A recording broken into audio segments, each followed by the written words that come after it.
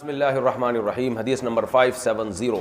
عن عبادة بن الصامت رضي الله تعالى عنه قال قال رسول الله صلى الله عليه وسلم 5 صلوات افترضهن الله من احسن وضوءهن وصلاهن لوقتهن واتم ركوعهن وخشوعهن كان له على الله يحب. جو نمازیں خشوع خضوع سے پڑھے 5 نمازیں اللہ پر لازم ہے کہ اس کی مغفرت کرے، اور جو اگر وہ جو یہ ذمہ داری پوری نہ کرے تو اللہ کا کوئی اس سے ذمہ نہیں ہے. چلیں یہ فضائل کی حدیثیں جلدی جلدی شاباش. بھائی توجہ توجہ توجہ، ادھر ادھر نہیں دیکھو.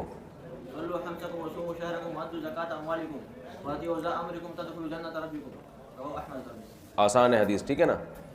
یہ ارکان پورے کرو اسلام کے، جنت میں داخل ہو گئے. عن عمرو بن شعیب عن ابیہ عن جدہ. اولاد کو حکم دو نماز کا جب وہ 7 سال کے ہوں اس وقت حکم دو ان کو، اور پھر ان کو مارو جب وہ 10 سال کے ہوں، پھر بھی نماز نہ پڑھیں. یہ نہیں کہ جیسی 10 سال کے ہوں مار کو چترول شروع کر دو ان کو. اگر وہ 10 سال کے ہونے کے بعد بھی نماز نہ پڑھیں تو مارو، لیکن مارنے میں یہ نہیں ہے کہ بے تحاشا مارا پیٹا جائے. مارنے کے بھی آداب دوسری حدیث میں ملتے ہیں. ہاں، اور ان کے بستر الگ الگ کر دو. 10 سال کے بعد بہن بھائی کو ایک بستر پہ سونے کی اجازت نہیں ہے بچوں کو. ہاں لڑکوں کو بھائی سگے بھائی سو سکتے ہیں ایک بستر پہ، لیکن احتیاط اس میں ہے کہ ان کو بھی الگ کیا جائے. کزن کے ساتھ تو کسی قیمت پہ اجازت نہیں ہے، یہ خوب سمجھ لو. 2 بھائی بھی کزن ہو تو 10 سال کے ہوں تو ایک بستر پہ بالکل نہیں سو سکتے. وہ نہیں سو سکتے کسی قیمت پہ، چاہے کتنے نیک ہوں کتنے پرہیزگار ہوں. یہ جو بیماری ہے نا بدفعلی کی لڑکوں میں، یہ بچپن سے لگتی ہے اور یہ کزنوں سے بھی لگتی ہے. کسی کزن سے بدگمان نہ ہو، لیکن یہ ہوتا ہے. یہ انسان، یہ کزنوں سے بیماری لگتی ہے یہ کیونکہ ان سے کلوز ہوتا ہے انسان. اور اتنے واقعات ہمارے پاس آئے ہیں نا لوگوں کے کہ جو بدفعلی کے عادی ہو چکے ہیں. انہوں نے کہا کہ ہم بچپن میں کہیں شادی میں جاتے تھے تو سب اکٹھے سوتے ہیں، تو کزن سے یہ ایک کزن اگر خراب ہوگا وہ سب کو یہ لگا دے گا بیماری. چلیں، تو اس کا طریقہ یہی کہ بدگمان ہونے کی ضرورت نہیں ہے، احتیاط رکھو. اصول ہے کہ بھائی ساتھ سونا ہی نہیں ہے. چلیں جی،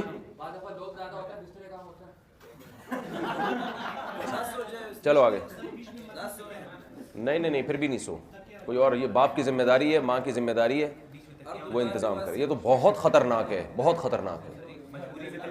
نہیں کچھ کوئی صورت. چلیں آگے چلیں بھائی. وعن بريدة رضي الله تعالى عنه قال قال رسول الله صلى الله عليه وسلم العهد الذي بيننا وبينهم الصلاة فمن تركها فقد كفر. نبی صلی اللہ علیہ وسلم نے فرمایا ہمارے اور مشرکین کے درمیان جو عہد ہے وہ نماز کا ہے، تو جس نے نماز چھوڑ دی وہ کافر ہو گیا. یہ وہی حدیث ہے جو امام احمد بن حنبل کا مستدل ہے. چلیں جی. الفصل الثالث عن عبد الله بن مسعود. اچھا، وہ جو حدیث میں نے بتایا تھا نا عبداللہ بن مسعود کی ہے کہ جو ہم نماز کے علاوہ کسی کو کفر نہیں سمجھتے تھے، وہ عبداللہ بن شقیق کی ہے. چلیں. قال جاء رجل الى النبي صلی اللہ علیہ وسلم فقال یا رسول اللہ انی عالجت امرأة في اقصى المدینہ. پھر وہی انی عالجت امرأة کیا ہوتا ہے؟ انی عالجت امرأة جی. في اقصى المدینہ وانی اصبت منها ما دون ان امسها فانا هذا فقط في ما شئت. جی. فقال له عمر. عبداللہ بن مسعود فرماتے ہیں ایک شخص نبی کے پاس آیا، عرض کیا یا رسول اللہ عالجت امرأة، میں نے ایک عورت سے لذت حاصل کی ہے، یعنی ناجائز اس سے تعلق رکھا ہے. فی اقصى المدینہ، مدینہ کے کنارے پر. وانی اصبت منها ما دون ان امسها، امسا یہ جمع سے کنایا ہے، میں نے جمع نہیں کیا، باقی جو بھی ناجائز تھا وہ میں نے سب کیا. فانا ھذا، پس میں یہ آپ کے سامنے ہوں، جو بھی سزا ہے میں لینے کے لیے تیار ہوں، جو بھی سزا بنتی ہے. فقضی فی ما شئت، میرے بارے میں جو چاہیں آپ فیصلہ کریں. قتل کرنا چاہیں، کوڑے لگانا چاہیں، سر عام، یہ جو اس وقت سزائیں نافذ تھیں سب سزاؤں میں سے آپ کو پورا اختیار ہے. اب ظاہر ہے توبہ کر لی ہے نا، یہ توبہ کی اس سے بڑی علامت کیا ہوگی؟ تو ایسے موقع پہ میں نے بتایا تھا نا کہ گناہ پہ پردہ بھی ڈالنا چاہیے جب توبہ ہو گئی ہے، اور پھر ان کو حوصلہ بھی دلانا چاہیے. تو وہی نبی صلی اللہ علیہ وسلم نے کیا آگے. فقال له عمر لقد سترك الله لو سترت على نفسك، حضرت عمر نے فرمایا اللہ نے تمہارے برائی کو چھپایا تو تمہیں بھی چاہیے تھا کہ اپنے جرم پہ پردہ ڈالتے.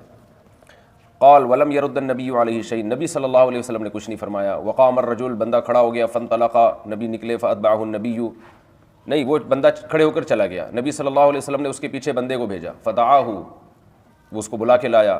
وطلع علیہ هذه الآیہ، پھر آپ نے یہ آیت تلاوت کی. واقم الصلاة طرفی النہار وزلفا من اللیل، نمازوں کو قائم کرو دن کے حصوں میں اور رات کے حصوں میں. ان الحسنات یذہبن السیئات، بے شک نیکیاں برائیوں کو کھا جاتی ہیں.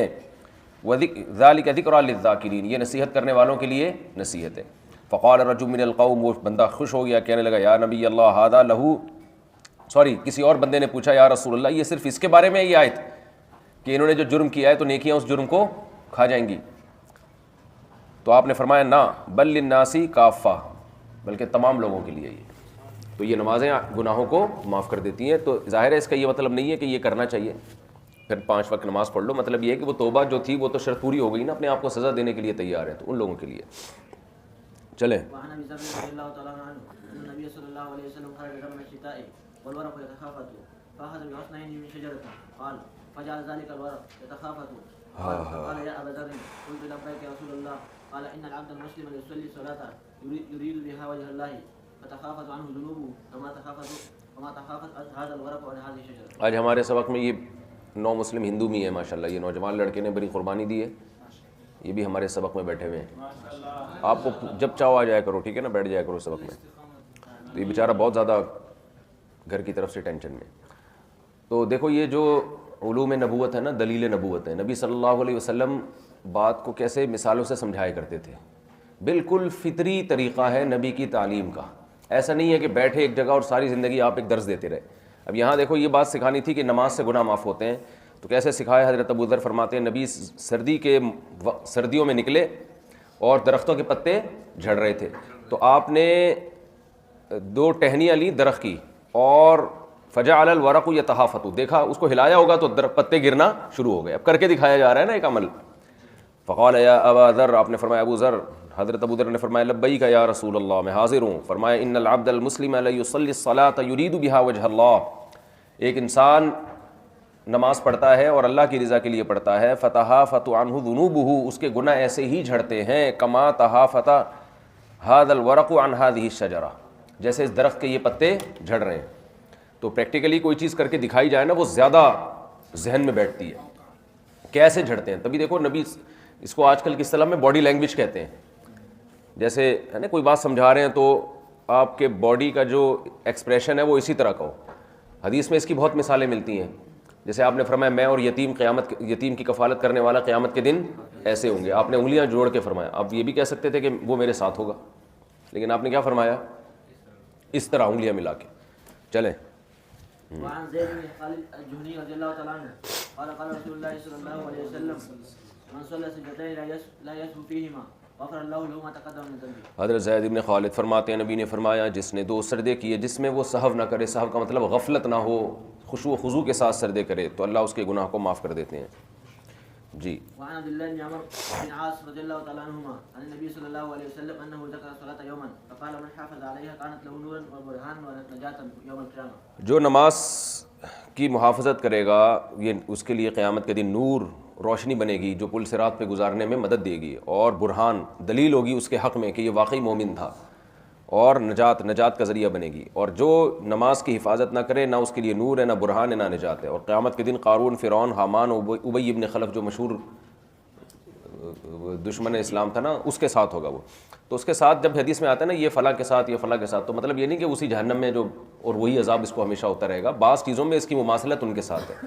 تو یہ تینوں میں قدر مشترک تھی تکبر، فرعون، حامان اور ابی ابن خلف۔ تو بے نمازی یہ بھی متکبر ہوتا ہے، یہ سمجھتا ہے کہ میں اللہ کی عبادت کا محتاج نہیں ہوں، تو تکبر میں یہ ان کے ساتھ ہوگا۔ جو متکبرین کو سزا ملے گی وہ اس کو ملے گی، باقی وہ اور بہت ساری چیزیں ان میں، پھر ان کے تکبر کا لیول بھی بہت زیادہ ہے۔ تو یہ تشبیہ ہوتی ہے من بعض الوجوہ، جیسے کہتے ہیں نا تو ابو جہل کا بھائی مجھے معلوم ہوتا ہے، تو یہ تو نہیں کہ واقعی سچی مچی میں ابو جہل ہی ہے۔ یہ حرکتیں تو فرعون لوگ کہہ بھی دیتے ہیں نا تو فرعون ہے کیا۔ چلیں۔ وعن عبد الله بن شقيق قال كان اصحاب رسول الله صلى الله عليه وسلم لا يرون شيئا من الاعمال تركه كفر غير صلاه۔ عبداللہ ابن شقیق فرماتے ہیں اصحاب رسول جو تھے کسی عمل کو کفر نہیں سمجھتے تھے سوائے نماز کے چھوڑنے کو۔ غالباً عبداللہ بن مسعود سے بھی ہے یہ، وہ دوسری حدیث ہے، وہ یہ والی نہیں ہے، وہ ان سے بھی یہی ہے کہ ہم نبی کے دور میں، عبداللہ بن مسعود ہی سے مروی ہے وہ، ہم نبی کے دور میں نماز چھوڑنے کے علاوہ کسی عمل کو کفر نہیں سمجھتے تھے۔ تو یہ بہت مضبوط دلیل ہے امام احمد ابن حنبل کی۔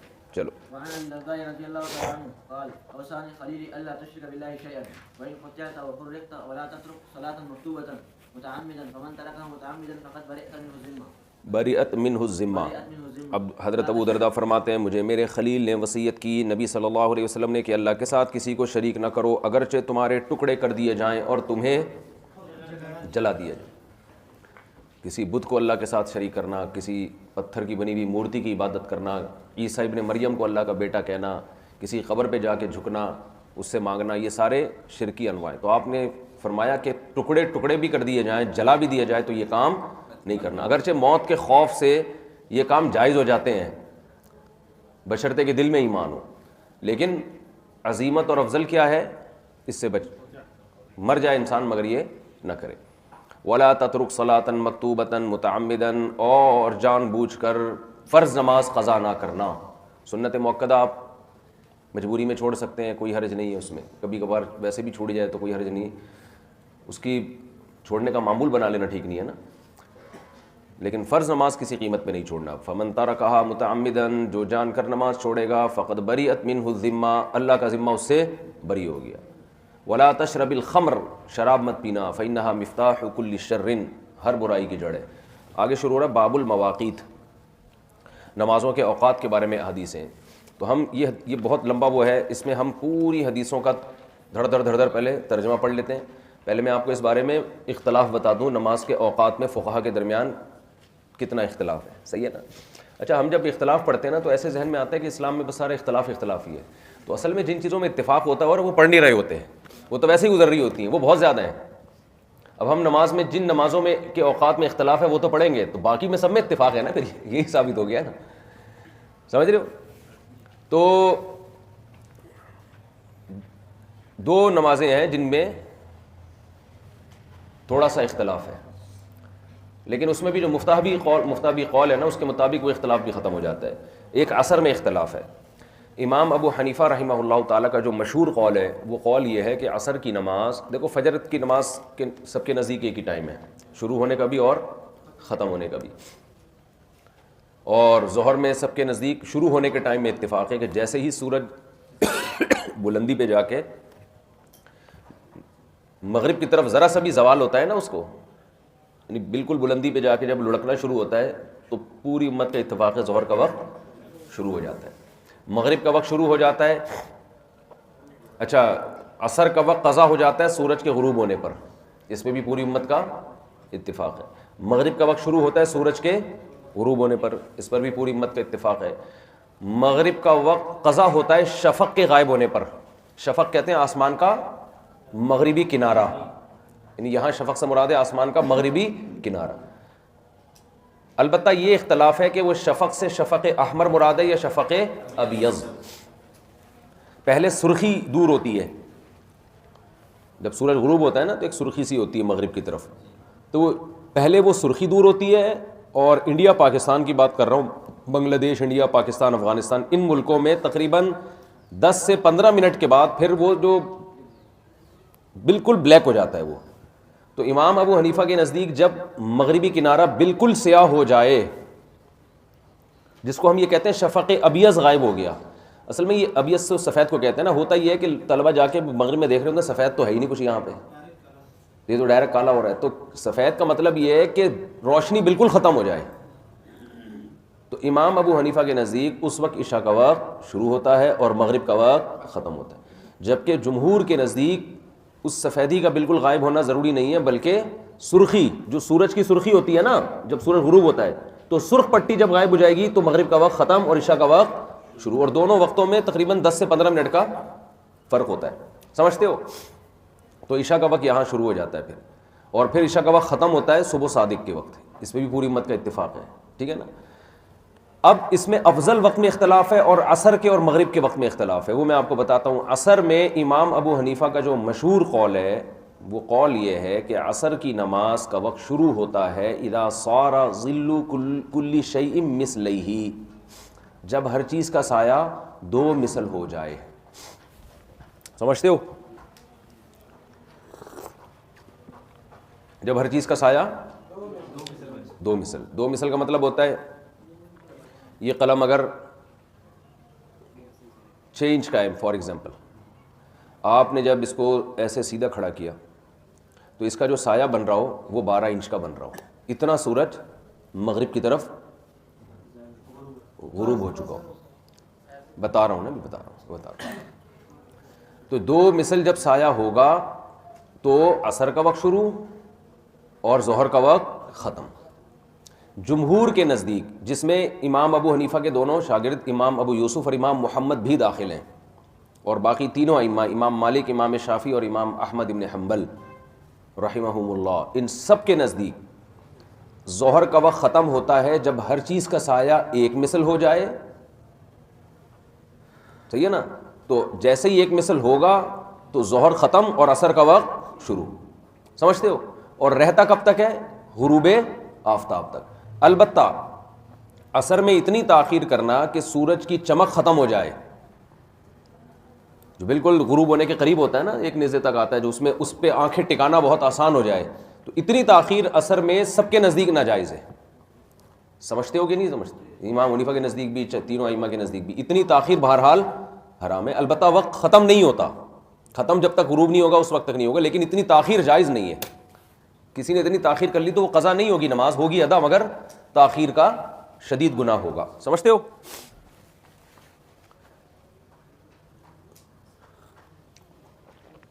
اور یعنی امام ابو حنیفہ اس میں جمہور سے ایک طرف ہیں، عصر کے وقت میں بھی اور مغرب کے وقت میں بھی. مغرب کے وقت میں بھی تینوں ائمہ، امام مالک، امام شافعی اور احمد بن حنبل، اور پھر ہمارے فقہاء میں صاحبین امام ابو یوسف اور امام محمد، ان کا بھی یہ ہے کہ جب غروب کے وقت سرخ پٹی غائب ہو جائے گی تو مغرب کا وقت ختم ہو جائے گا اور عشاء کا وقت شروع ہو جائے گا. اور امام حنیفہ کے نزدیک جب بالکل سیاہی آئے گی نا، جب سفید پٹی بھی غائب ہو جائے گی، شفق ابیض غائب ہو جائے گا، تو اس وقت مغرب کا وقت ختم ہوگا اور عشاء کا وقت شروع ہوگا. یہ 2 اختلاف ہیں. سمجھتے ہو کہ نہیں سمجھتے؟ اچھا، ایک بات تو یہ ہو گئی. دوسری بات یہ کہ یہ جو ہم نے کہا کہ جب ہر چیز کا سایہ ایک مثل ہو جائے اور تو ظہر کا وقت ختم اور عصر کا شروع، اور امام حنیفہ کے نزدیک 2 مثل ہو جائے، تو یہاں مثل سے مراد زوال کے سائے کے علاوہ والا سایہ ہے. فیء زوال کے علاوہ. فیء زوال کا مطلب کیا ہوتا ہے؟ خوب سمجھیں اس کو. دیکھو، جب سورج بالکل بلندی پہ پہنچتا ہے نا بھائی، مشرق سے سورج نکلتے نکلتے نکلتے نکلتے بالکل ہائٹ پہ آیا، اب ہائٹ پہ آنے کے بعد پھر جھکنا شروع. تو جب بالکل سورج بلندی پہ پہنچتا ہے تو ہر چیز کا سایہ 0 ہونا چاہیے نا، لیکن 0 ہوتا نہیں ہے. 0 صرف خط استوا پر ہوگا. ایکویٹر جو ہے نا، ان ملکوں میں جو بالکل زمین کے بھائی ادھر ہوں گے نا، سورج ان کے بالکل سر پہ ہوگا، ورنہ سورج دائیں بائیں سے جاتا ہے. سردیوں میں تو اور تھوڑا کنارے سے کنی کترا کے نکل رہا ہوتا ہے، اور گرمیوں میں تھوڑا سا اوپر سے جاتا ہے. لیکن کچھ نہ کچھ سایہ اس وقت ہوتا ہے. تو وہ سایہ نکال کے ہر چیز کا سایہ ایک مثل یا 2 مثل ہو. مطلب یہ کہ یہ پین ہے نا، جب سورج بالکل کھوپڑی پہ آ گیا تو یہ 6 انچ کا فرض کرو یہ قلم ہے، تو جب یہ سورج بالکل کھوپڑی پہ آیا تو یہ دیکھو جب مشرق سے نکلے گا تو یہ سایہ اس کا سمٹتے سمٹتے سمٹتے کم ہوتا چلا جائے گا نا. تو ایک وقت آئے گا کہ ہو سکتا ہے یہ سایہ صرف 1 انچ کا رہ جائے اس کا سایہ، جب سورج بالکل بلندی پر آئے. تو جب پھر دوبارہ یہ سورج ڈھلکے گا اور اس کا سایہ دوبارہ بڑا ہونا شروع ہوگا تو 6 انچ تو اس کا اپنا سایہ ہے اور 1 انچ زوال والا، یعنی ٹوٹل جب 7 انچ اس کا سایہ ہوگا تو ہم کہیں گے ہر چیز کا سایہ ایک مثل ہو گیا ہے. پھر ظہر کا وقت شروع ہوگا. سمجھتے نہیں ہو بات کو؟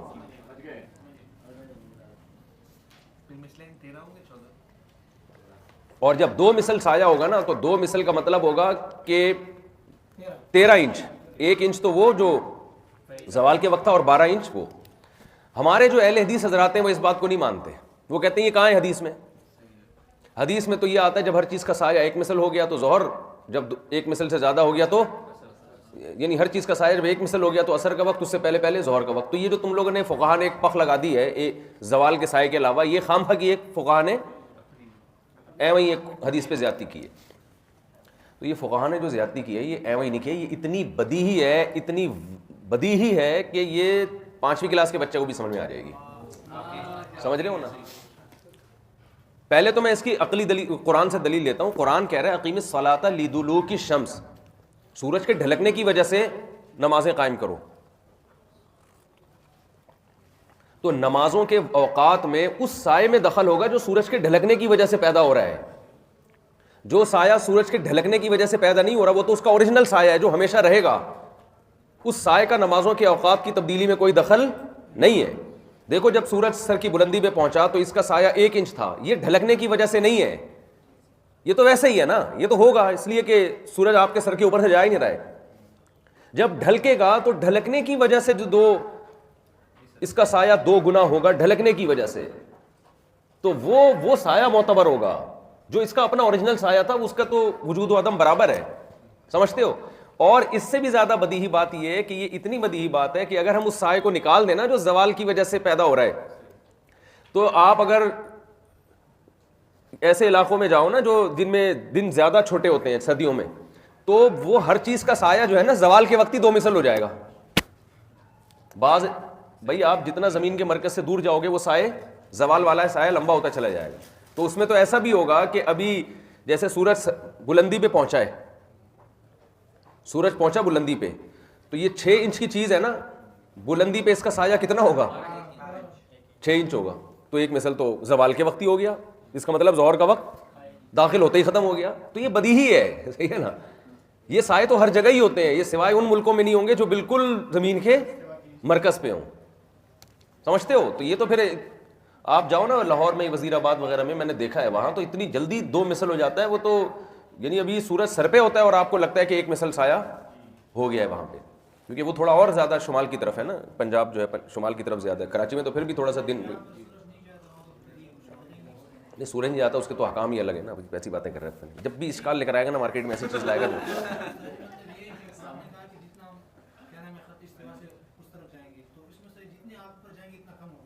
ہاں زیادہ ہوگا,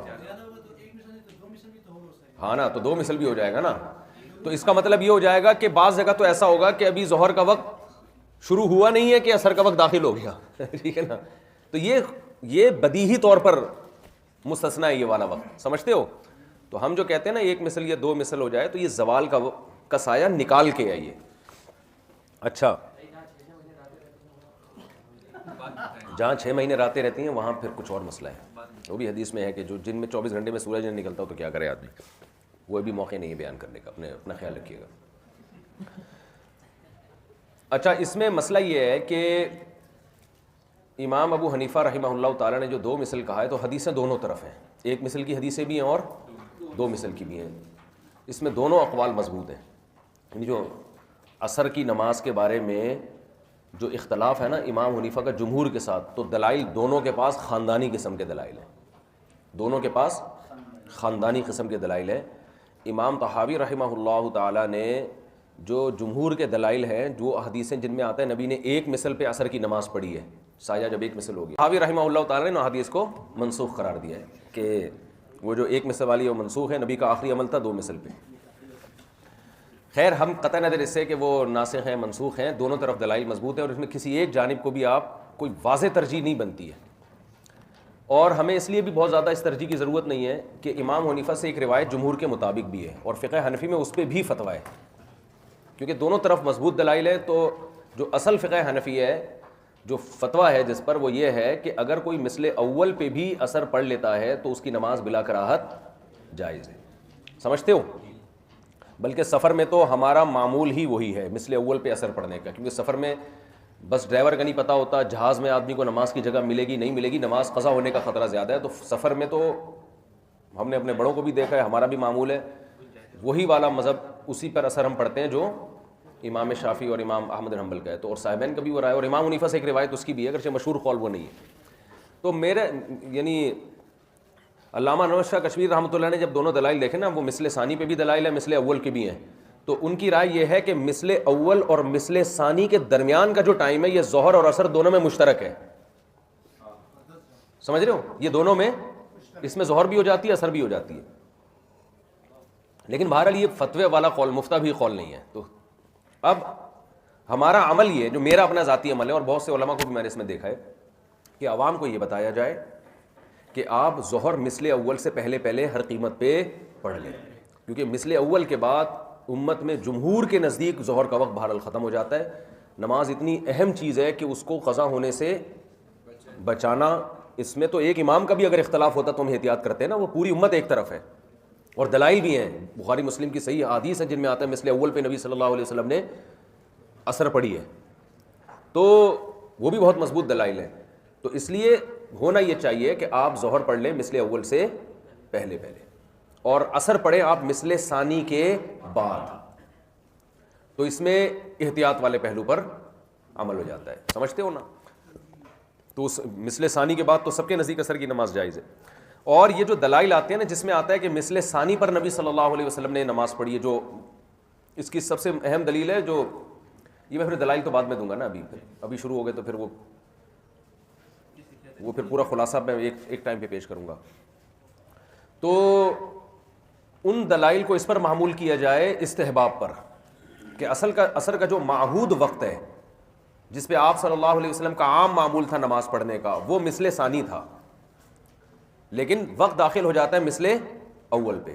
تو اس طرح سے تمام دلائل میں آپس میں تطبیق ہو جاتی ہے. تو ہمارے یہاں جو بر صغیر میں عصر کی نماز تاخیر سے پڑھی جاتی ہے, حدیث سے پتہ چلتا ہے کہ عام معمول نبی صلی اللہ علیہ وسلم کا یہی تھا. سعودی عرب وغیرہ میں جلدی پڑھی جاتی ہے, جائز وہ بھی وقت ہے, لیکن ہماری نظر میں وہ افضل وقت نہیں ہے. تو اس طرح سے ہماری رائے یہ کہ دونوں طرح کی حدیث میں تطبیق ہو جاتی ہے, لیکن کوئی دوسری رائے پر عمل کرنا چاہے تو وہ بھی ٹھیک ہے, سمجھتے ہو. اور رہا مسئلہ شفق احمر کا, کہ شفق احمر جو سرخ پٹی غائب ہوتی ہے تو جمہور کے نزدیک مغرب کا وقت ختم ہو جاتا ہے, عشاء کا وقت شروع, اور امام حنیفہ کے نزدیک شفق ابیض. تو اس میں فقہ حنفی میں امام حنیفہ کے قول کو چھوڑا گیا ہے, اس میں فتویٰ صاحبین کے قول پر ہے. آج کل جو نقشے مسجدوں میں لگے ہوتے ہیں نا, ان میں جو عشاء کا وقت لکھا ہوتا ہے وہ امام ابو حنیفہ کے قول کے مطابق لکھا ہوا ہوتا ہے, خوب سمجھ لو. لیکن فقہ حنفی میں فتویٰ اس پر نہیں ہے, فتویٰ کس پر ہے؟ صاحبین کے قول پر. تو اس لیے جو مسجدوں میں آج کل نقشے لگے ہوئے ہیں اس سے اگر کوئی 10 منٹ پہلے بھی نماز پڑھ لیتا ہے تو اس کی عشاء کی نماز راجح قول کے مطابق ہو جائے گی, سمجھتے ہو. داغا دے کرنا.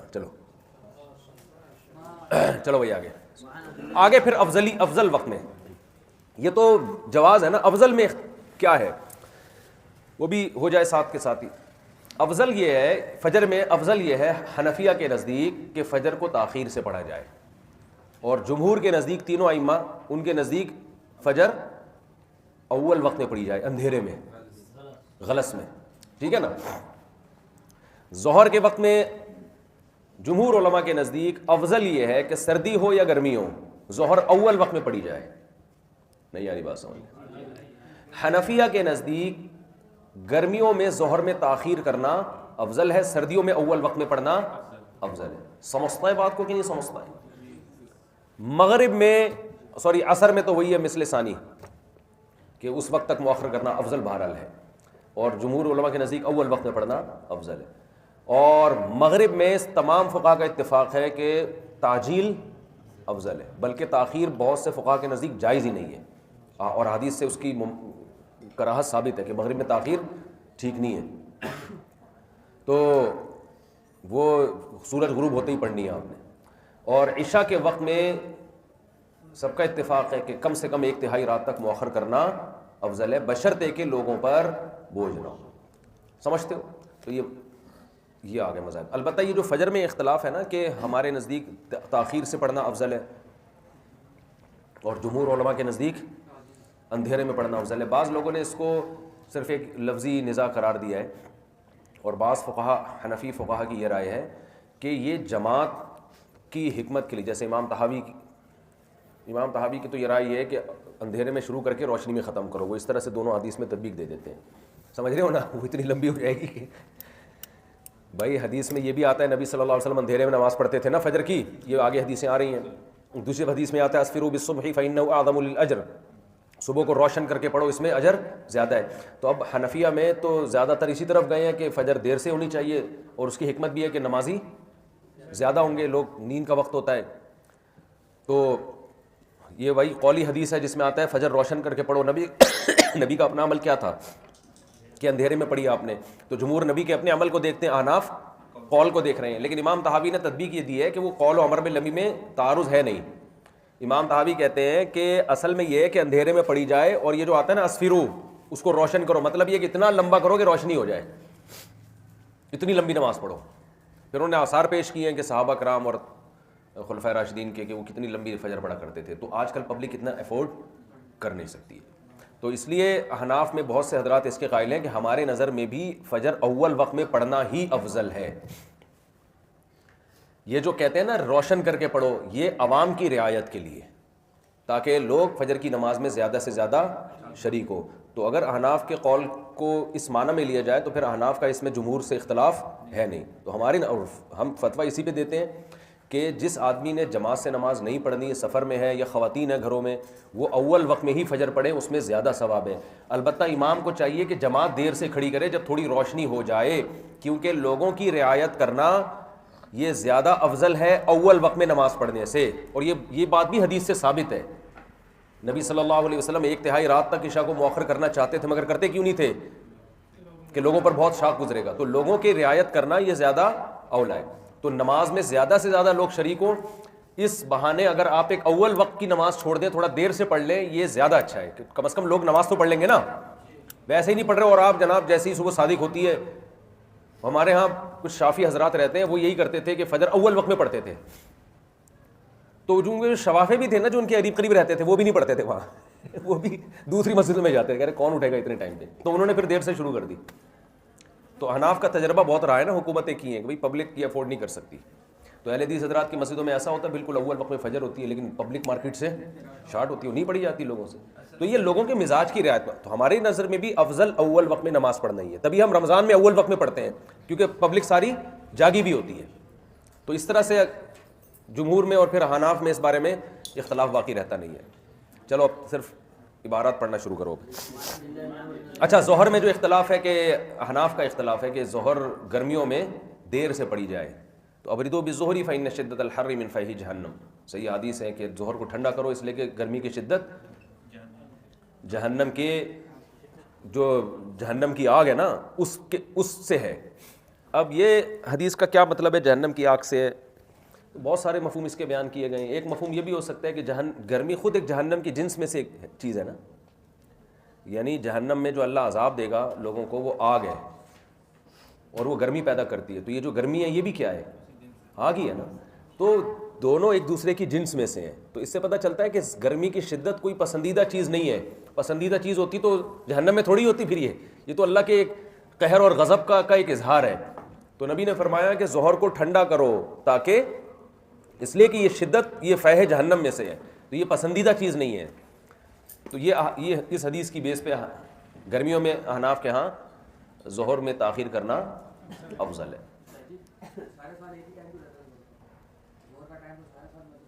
سارا سال مسجدوں میں ایک ہی رہتا ہے.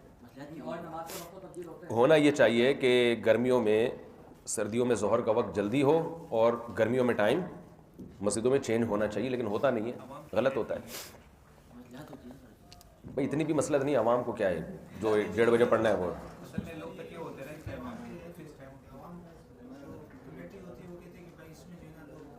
بس لوگوں کی رعایت تو سب سے پہلے ہے نا. پبلک کی کوئی ٹینشن ہو رہی ہے، وہ آ ہی نہیں پا رہے تو پھر صحیح ہے. چلیں.